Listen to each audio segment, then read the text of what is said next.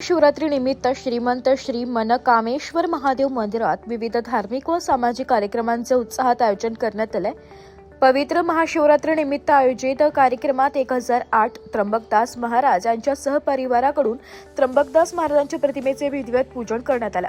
मंत्रोच्चार आणि भक्तिमय वातावरणात मान्यवरांच्या हस्ते पुष्पहार अर्पण करून अभिवादन करण्यात आले।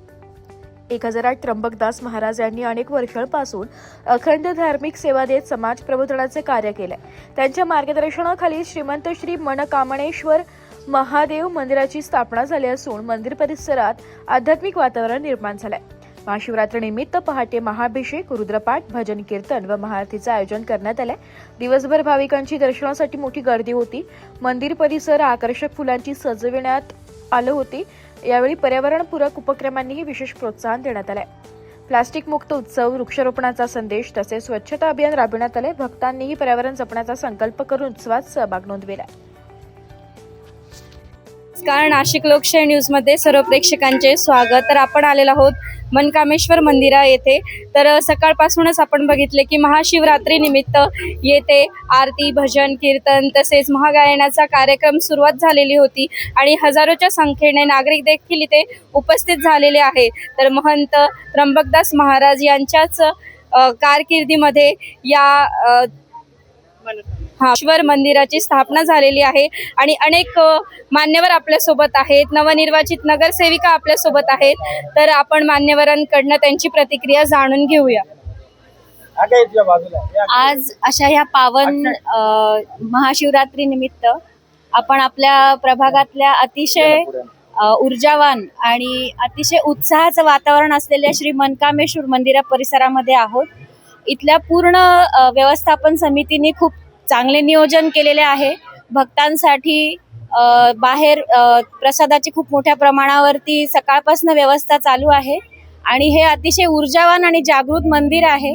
सगळ्यांच्या इच्छा मनोकामना पूर्ण करणारे असे मनकामेश्वर मंदिर आहे आणि ह्या वर्षीचं खास असं आहे की इथे पर्यावरणपूर्वक अशी महाशिवरात्री आयोजित केलेली आहे, जे येणाऱ्या कुंभमेळ्याच्या दृष्टीने एक अतिशय असं महत्त्वाचं एक पाऊल आहे की आपल्याला आपलं नाशिक पर्यावरणपूर्वक असंच कायम बघायला सगळ्यांना आवडेल। आणि मी आमच्या सर्व शिंदे परिवाराच्या वतीने मनकामेश्वर चरणी एवढीच प्रार्थना करते की सगळे येणाऱ्या भक्तांचे सर्व व्यवस्थापन समितीच्या सर्व मनोरथ इच्छा पूर्ण होत, हीच मनकामेश्वर चरणी प्रार्थना।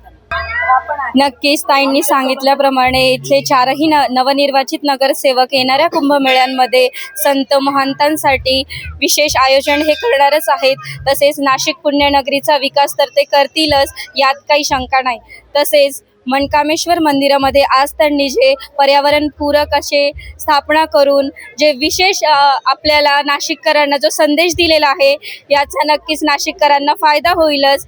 आणि मनकामेश्वर मंदिरामध्ये आलेल्या सर्व भाविकांचे नाशिक लोकशाही न्यूज कडनं देखील हार्दिक स्वागत।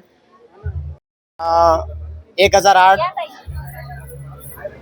महंत महात्यागी महाराज श्री कमलदासजी महाराज यांच्या आशीर्वादाने तसेच ब्रह्मलीन महंत श्री त्र्यंबकदास महाराजजी यांच्या कृपा आशीर्वादाने, सत्य प्रेरणेने येथे सालाबाद प्रमाणे श्री मनकामेश्वर महादेव मंदिरामध्ये आज शिवरात्र उत्सव साजरा होत आहे।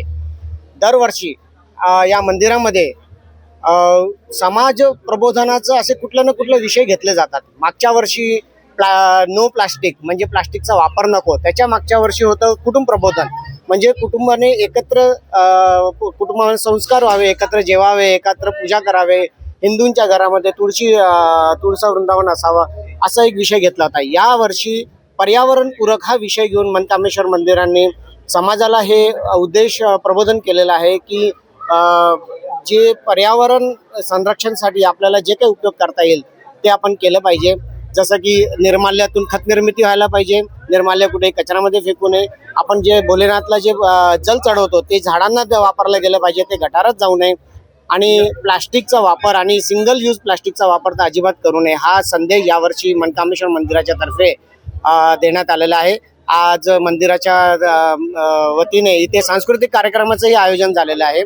तसंच याच्या पुढे पण आमचा प्रयत्न असा राहील की मंदिरामध्ये आपल्याला जे आपले पालखी असतात, सोहळा असतात, उत्सव असतात, याच्यामध्ये मिरवणूक असतात, याच्यामध्ये पारंपरिक वाद्याचा उपयोग व्हावा, याच्यासाठी आम्ही पुढे प्रयत्न करू आणि निश्चितच मनकामेश्वर मंदिराचे सगळे सेवेकरी या विषयाला धरून पुढचे कार्यक्रम आखतील असा मला विश्वास आहे.